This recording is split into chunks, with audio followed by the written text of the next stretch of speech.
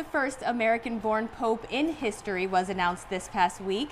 69-year-old Cardinal Robert Prevost stepped out onto the balcony of St. Peter's Basilica Thursday as Pope Leo XIV.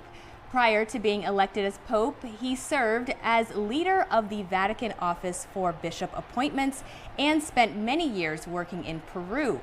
Pope Leo celebrated his first Mass on Friday and is expected to build on Pope Francis's reforms. So here with more on this historic moment is the Catholic Diocese of Youngstown, Bishop David Bonner. Bishop, thank you for joining us. You are most welcome. Good morning, Leslie. Good morning. So talk to me a little bit about how monumental and significant this moment is in history.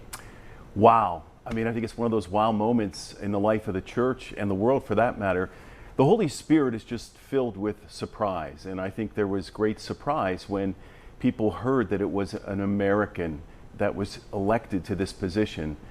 So it's really great news. Yeah, I was surprised, but it was great to hear. Are you surprised that the conclave went as quickly as it did?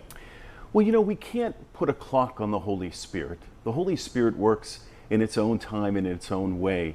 I'm not surprised, though, because I think the foundation was put in place by Pope Francis.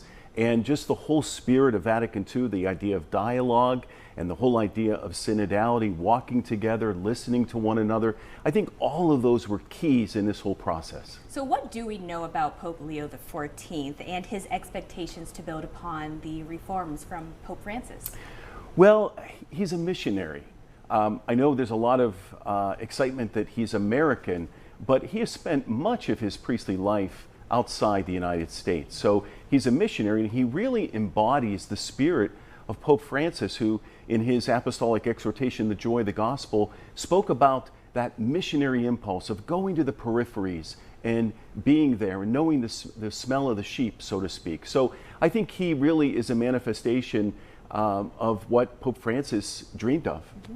Now, Bishop, during last week, or when this was announced, you mentioned that while it's exciting, of course, that he's an American, like you just said, at the end of the day, he's the Pope for God's people. How do you think his missionary work will come into play when it comes to carrying out everything? Well, his boots have been on the ground. He knows the issues. He's lived the experience. And the last few years in Rome, serving in the dicastery for bishops, he really has a pulse for what's happening throughout the world as they try to identify the right candidate to be the shepherd in these regions. So I think that his missionary spirit, but also just his knowledge of the church, is going to be very impactful. Do you think he could bring more people back to the Catholic Church? Well, that's certainly the hope. I think that's the hope for anyone who aspires to follow Jesus. We all share in that mission of evangelization. I was at a church just a few weeks ago, and someone said, this priest brought me back to the faith. So I think that this is an opportunity not only for Pope Leo, but it's an opportunity for the sheep, for all of us. Yeah. Now, of course, as we know, the majority of Pope Francis or Pope Leo's life has been spent outside of the United States. Do you think we'll see him more often here? Well, I think the role of the shepherd, the vicar of Christ, is to be with the people. And just like Pope St. John Paul II, Pope Benedict, Pope Francis, I think he will be traveling. All right, well, perfect. Thank you so much, Bishop, for visiting us and talking to us about this. You're most welcome.